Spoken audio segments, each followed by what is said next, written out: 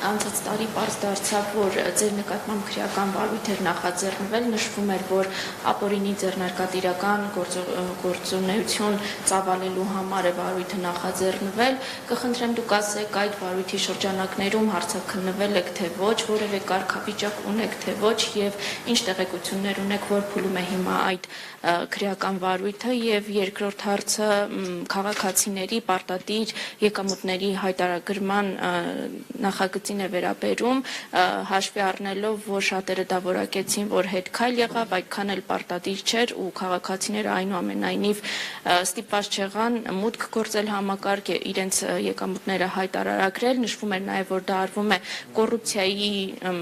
կոռուպցիան վերահսկելու շրջանակներում, ինչ պատկեր ունենք այստեղ եւ արդյոք խոսվում էր, որ թոշակառուները արդեն այս տարվանից եւս իրենց եկամուտները կհայտարարագրեն եւ այդտեղ ինչ պատկեր ունենք, արդյոք 2026 թվականից թոշակառուների եկամուտները եւս կհայտարարագրվի։ Շնորհակալություն, այդ քրեական գործի շրջանակներում 3 չի առաջորդն եմ ես հարցաքննվել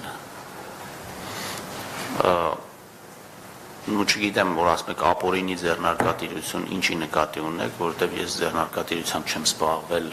այն պահից սկսած, երբ որ ես դարձել եմ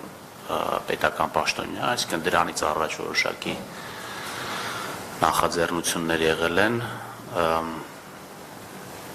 ինչ վերաբերվում է հայտարարագրման համակարգին,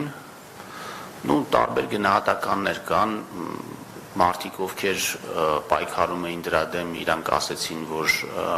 մենք հետքայլ արեցինք, ես չեմ ուզում մեկնաբանեմ դա հետքայլ է, թե հետքայլ չի, եթե ինչ-որ մեկը լավ ազգում իրան, որ ասի, որ մենք հետքայլ ենք արել, թող այդպես մտածի, իրականությունը նա է, որ մենք մի հատ նոր բարդ համակարգ ենք դնում, այդ բարդ համակարգը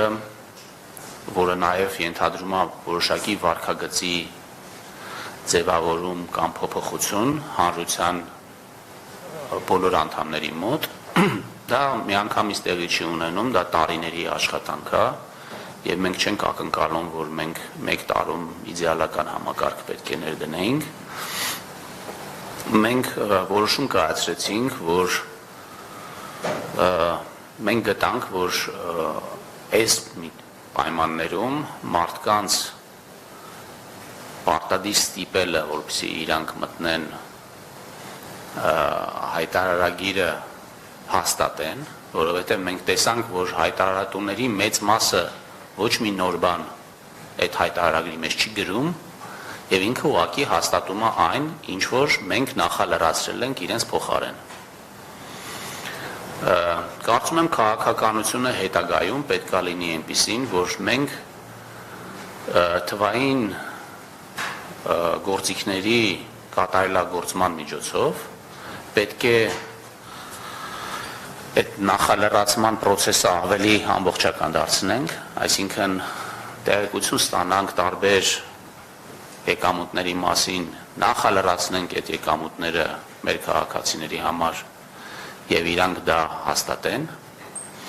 եթե իրանք չեն հաստատում, դա համարվում է ընդունված, բայց լավ է,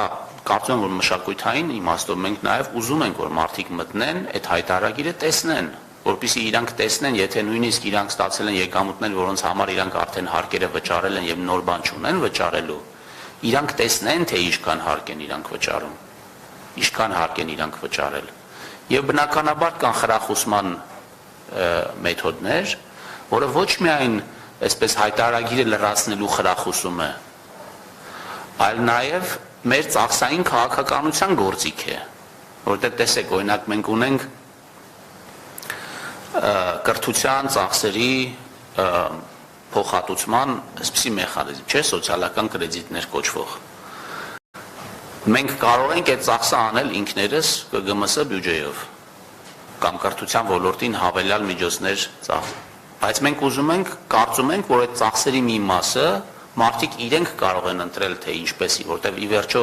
կրթության, գիտության կամ կրթությանը ուղղող ծախսերը էլի մարդկանց համար են այդ ծախսերը իրականացում, իրանց ծախսերն են արվում,